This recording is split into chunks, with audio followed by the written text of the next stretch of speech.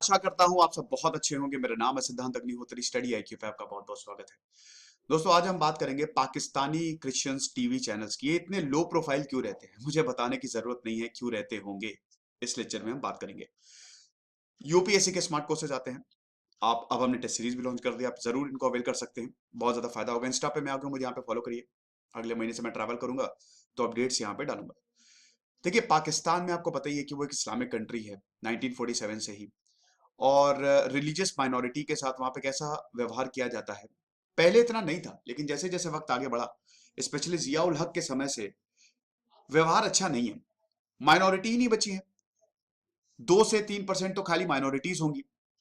पाकिस्तान की बात करें, 21 करोड़ की पॉपुलेशन वाले देश में वहां पे मुश्किल से सिर्फ 3% जो है वो माइनॉरिटीज है। मतलब पहले थी, पंजाबी थे और हिंदूज थे, लेकिन ज्यादातर का कन्वर्जन हो गया या फिर बड़ी दिक्कत हुई उनको।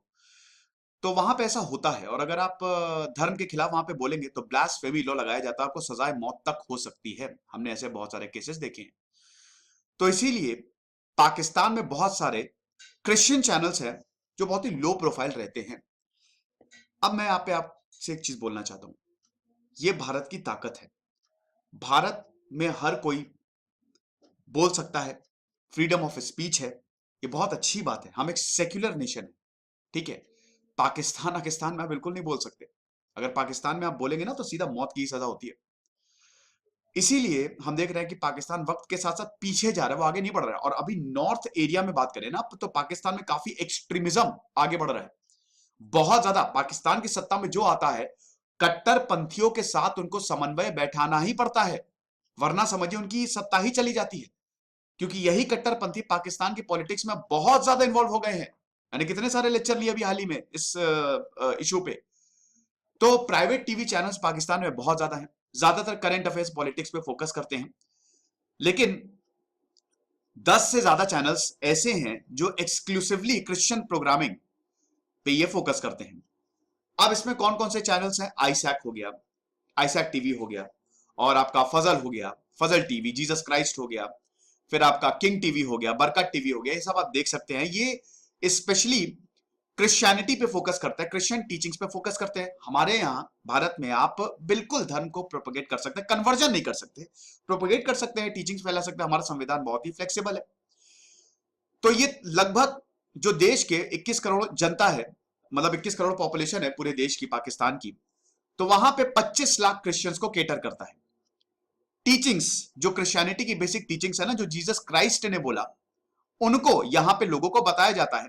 कोई कन्वर्जन नहीं है, कुछ नहीं, सिर्फ टीचिंग्स फैलाते हैं कि लोग धर्म के बारे में और ज्यादा अवेयर हो, अच्छा इंसान बने। ये जो पाकिस्तानी क्रिश्चियंस हैं, ये रोमन कैथोलिक सेक्ट से, रोमन कैथोलिक चर्च सबसे बड़ा चर्च है दुनिया का। कई बार मैं बता भी चुका हूं कि कैथोलिक्स और प्रोटेस्टेंट में क्या फर्क होता है, हिस्ट्री भी कवर की है, आप देखिएगा, वो लेक्चर्स अवेलेबल है।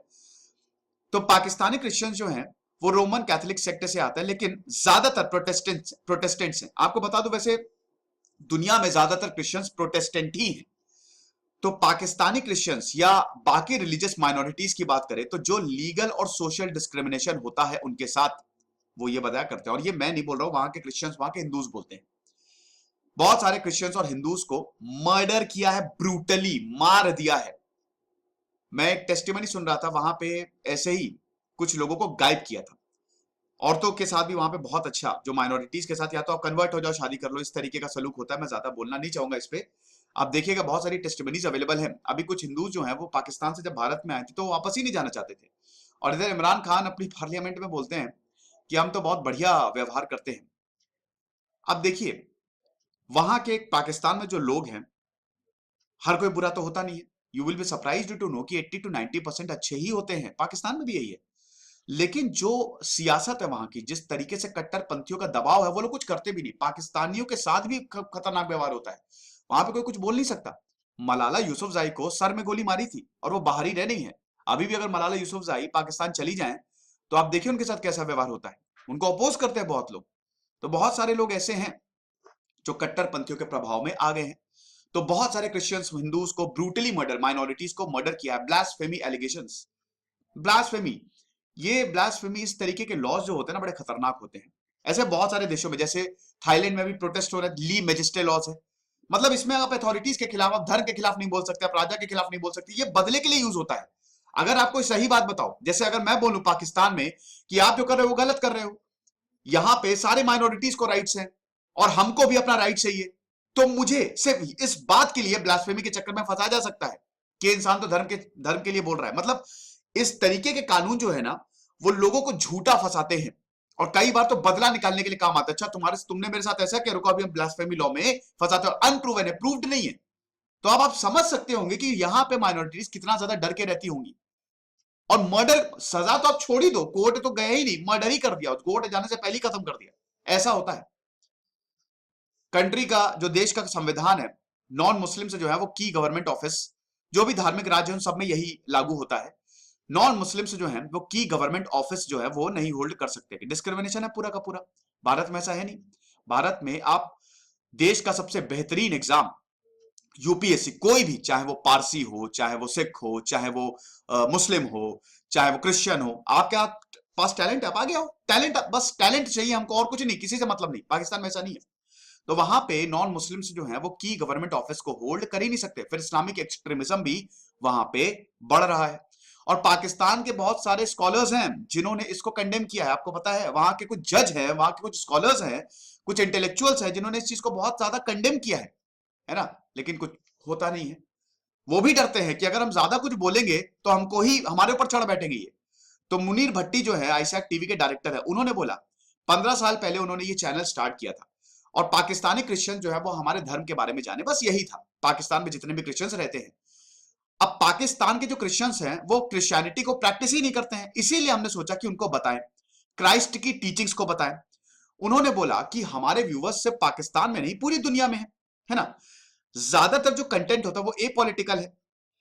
जावेद जावेद नूर कहते हैं, जो कि कराची बेस्ड गॉस्पेल सिंगर है, उन्होंने बोला कि क्रिश्चियंस जो हैं they want to listen sermons, hymns and message of the Christ, लेकिन पाकिस्तानी मीडिया में हम इसको टेलीकास्ट कर ही नहीं सकते, है ना। सब कुछ है लेकिन हमको बहुत ही लो प्रोफाइल रहना पड़ता है। यहाँ पे व्यूज जो है वो बटे हुए हैं। कुछ देखिए, आमिर भट्टी कहते हैं कि हम जो है वो टीचिंग्स को बता रहे हैं, हम ऐसा कुछ भी नहीं दिखा रहे जो गलत हो। कुछ लोग कह रहे हैं कि नहीं, ये लोग तो जो टीचिंग्स है, रिलीजियस टीचिंग्स प्रोपेगेट कर रहे हैं, एंटरटेनमेंट वैल्यू नहीं है।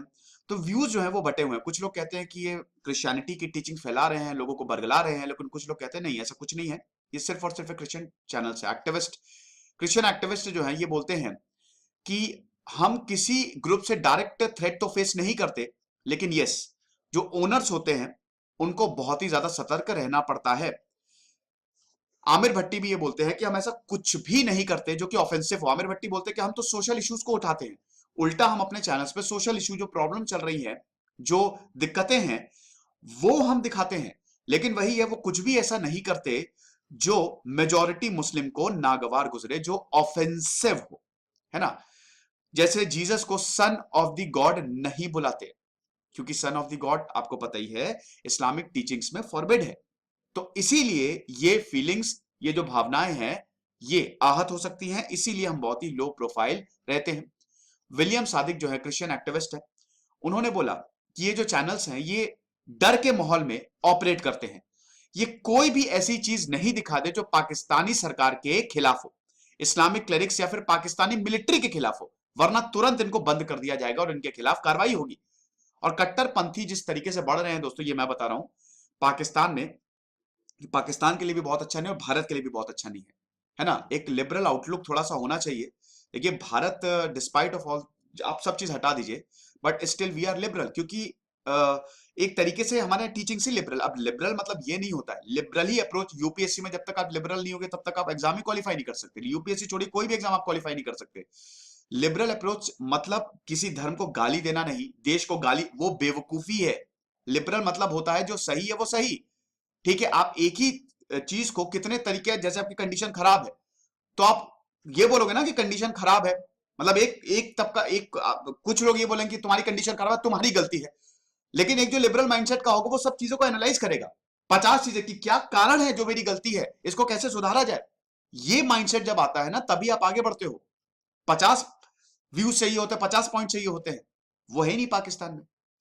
तो ये बताते हैं कि इन चैनल्स को इंश्योर करना पड़ता है कि जो पावरफुल राइट विंग ग्रुप्स हैं, मतलब जो कट्टरपंथी है, उनको जरा सा भी, उनके लिए जरा सा भी प्रॉब्लम्स ना क्रिएट करें, वरना दिक्कत हो जाएगी। दूसरी रिलीजियस माइनॉरिटीज के लिए भी दिक्कत होगी। यहाँ पे जो जर्नलिस्ट हैं, जो ओनर्स है, वो कहते हैं कि हम कुछ भी नहीं बोलते, उसके बावजूद हमको कॉन्स्टेंटली धमकियां मिलती रहती है।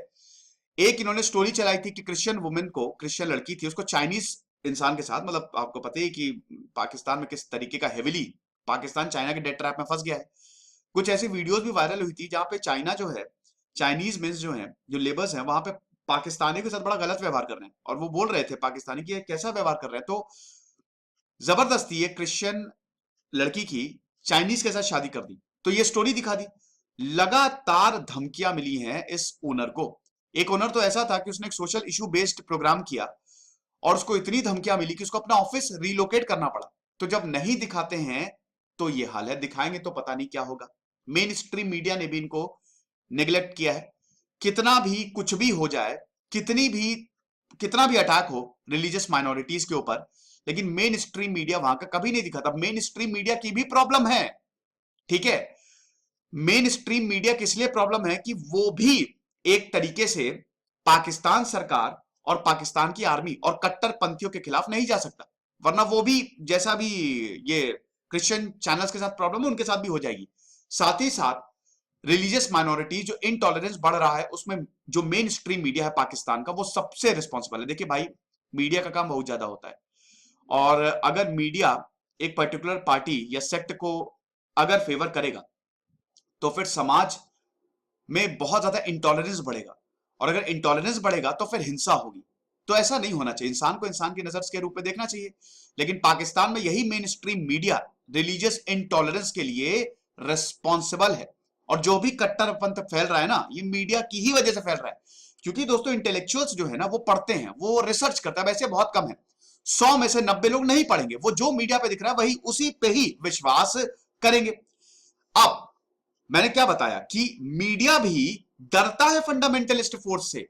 भाई पाकिस्तान के जो लोग हैं वो खराब थोड़ी ना है।